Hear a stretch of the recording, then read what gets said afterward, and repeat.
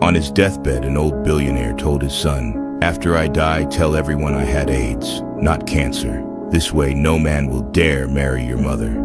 The son was stunned. "What? Why would you say that? That's horrible." The father replied calmly, "That way, everything stays in the family, and you'll inherit it all." Years later, the son, David, loaned a friend $100,000. Then disaster struck. He lost the IOU, no contract, no proof. With the repayment deadline approaching, David knew the chances of recovering that money were slim, so he made a bold move. He emailed his friend, "Hey, just a reminder, the $150,000 you borrowed is due soon." He replied exactly as David had hoped.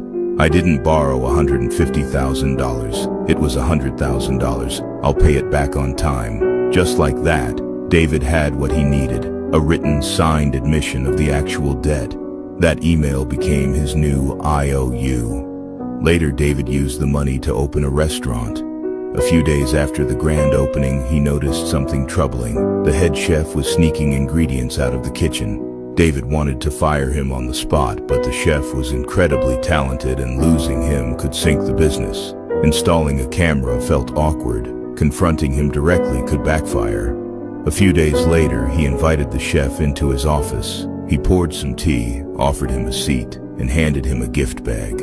Inside were special teas, some health supplements, and $2,000 in cash. David smiled and said gently, "You've been with us since day one. Someone mentioned you might have taken some supplies from the kitchen. I don't believe it. I just thought maybe you're going through a tough time, so I put together a little gift. Please don't feel embarrassed. You're important to this place." The chef turned red with shame.